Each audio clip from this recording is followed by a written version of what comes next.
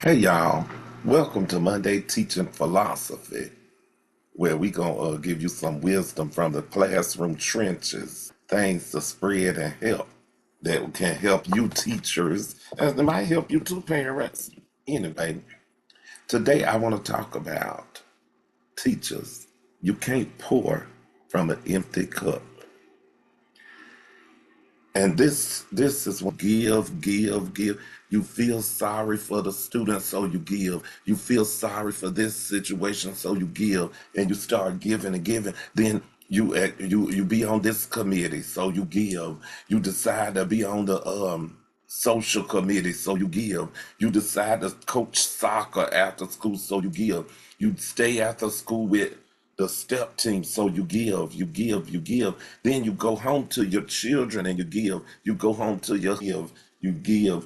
Then you go to church, you give. Because then at church, for some reason, they feel like just because you teach children at school, of course you want to teach them at church. So you give. And sometimes you are left empty. And I'm learning teachers, parents, people, sometimes you have to say no. Sometimes it's better to experience the hurt of having to say no or the guilt that you feel from saying no.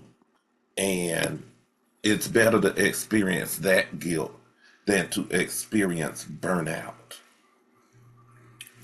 And sometimes it causes you to do certain things that you wouldn't normally do.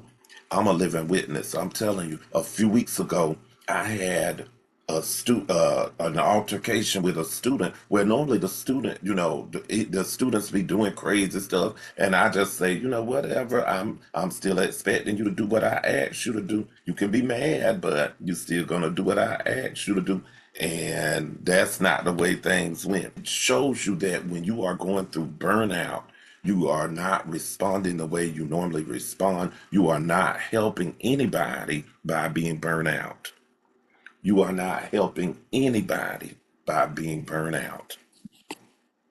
So sometimes in your life, in during your employment, during other things, you have to say no as a teacher. And I know we want to run and go get candy before school so we can bribe the children. Oh, well, I told the children I'd buy them some chips. Oh, I forgot. I told the children I'll create this for them. I'll do this.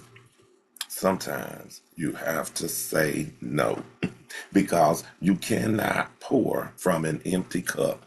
Let me tell you a lesson that I learned a few years ago. I had started subbing because I was kind of tired of till I lasted till like December. So from August to December, I didn't teach.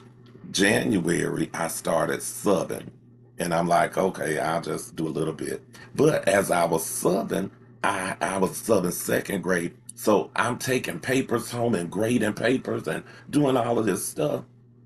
And I'm one of those teachers that when I teach in the classroom, I want all of my lessons to be so exciting, some form of excitement that the kids don't want to miss any part of it. So if I have to say, sit out for a minute, they're going to say, no, no, I'm sorry, I want to participate.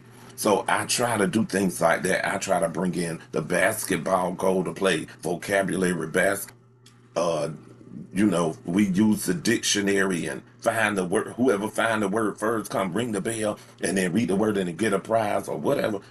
Stuff like that. So as I'm doing this stuff, bringing stuff and coming and going, I'm bringing a big old case or suitcase full of stuff every day, taking stuff home, trying to grade papers, getting friends to help me grade papers. I saw a kindergarten teacher. She walk in with her purse. She leave with her purse. And I finally asked her, I say, how are you doing this? I know you have papers to grade and everything. She said, Mr. Demby, you will never be able to finish everything, but you will ruin your life if you don't know how to separate work from home. And I say, oh, okay. Mr. Demby, whatever you come to school with, you take it back home. Do not take anything from school home with you. Whatever need to be finished, you can get here early to finish it, or you can stay a little bit late to finish it, or finish as much as you can in 30 minutes and go home. During your planning period, don't let anybody bother you. Do what you need to do so that by the end of the day, you can go home.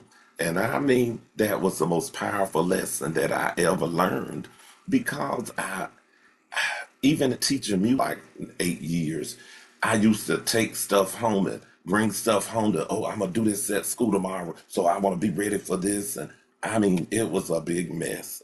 But that one tool that that lady, that kindergarten teacher gave me, really helped speak to me and help me in my career. So now, if I come in with my cell phone and my wallet, that's what I leave with. I don't take a bunch of stuff home. And that's what you got to learn to do. Come in what you come in with, leave with the same thing. Do not take stuff home.